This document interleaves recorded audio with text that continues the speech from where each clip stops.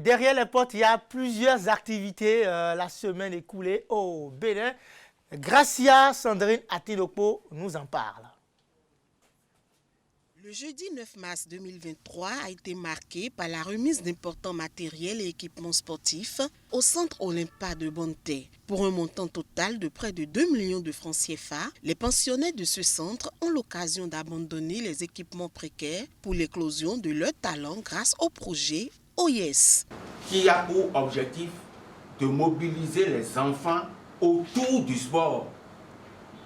Mais pas d'une façon non seulement irrationnelle, mais de façon permanente. C'est-à-dire du début de l'année jusqu'à la fin de l'année. Ça veut dire quoi? Ça veut dire que les gamins de 10 à 12 ans et de 12 à 14 ans, on doit être en train de faire du sport avec eux toutes les semaines, de tous les mois, de toute l'année. Le lendemain vendredi, la Fédération béninoise de football a tenu sa promesse de doubler sa subvention au club du football féminin. Ainsi, les 18 clubs de la D1 féminine ont perçu chacun 3 millions de francs CFA et ceux de la D2 2 millions chacun. Ils promettent une bonne utilisation de ces fonds. Vivement le comité exécutif qui vient de joindre l'ATN à la parole en accordant au club féminin les subventions promises.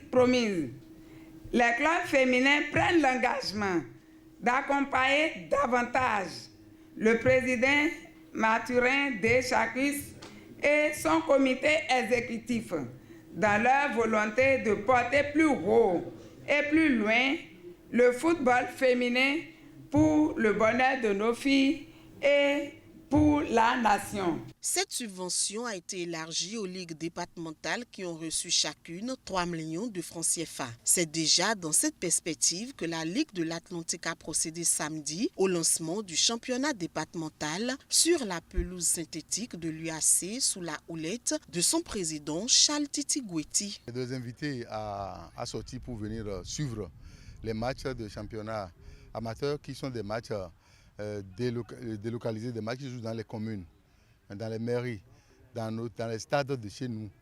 Et la fédération a retenu d'animer le football, donner les moyens au bureau des ligues pour organiser les championnats afin de permettre à nos populations de bénéficier de cela. Tout le monde n'a pas les moyens d'aller à René Pleven, tout le monde n'a pas les moyens d'aller à Porto-Novo, mais tout le monde peut venir au campus, à Ouida, à Tori, ainsi de suite, ainsi de suite. Donc, c'est de les inviter à sortir massivement pour suivre ces matchs-là et encourager les initiateurs, que sont ces présidents-là, qui font beaucoup à donner, à permettre à nos jeunes enfants, à nos jeunes de jouir de leur passion qu'est le football. Enfin dimanche, la 13e édition du tournoi Challenge Entreprise a connu son démarrage. Une vingtaine d'entreprises y prend part. L'innovation est la participation de l'équipe des reporters sportifs Presse FC, battue d'entrée par Nobila 1-0. Je voudrais également remercier l'ensemble des joueurs qui encore une fois ont fait preuve de beaucoup de courage.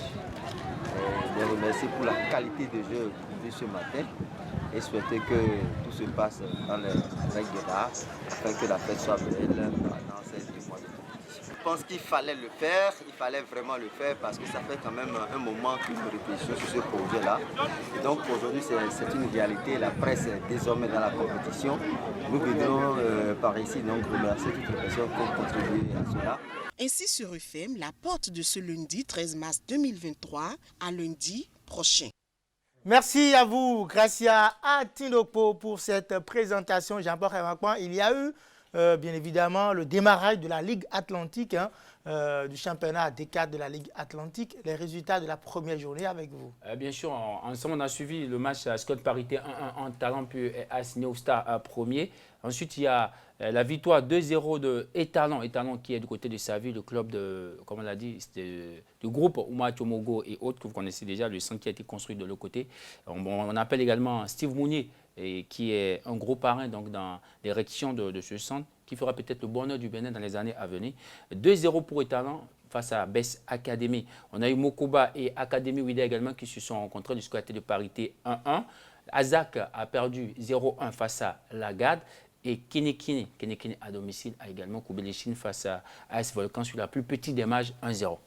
Merci pour donc ces résultats de la première journée de la Ligue départementale de l'Atlantique. On poursuit cette émission. C'est l'instant de prendre les écritoires puisqu'il s'agira de bien noter.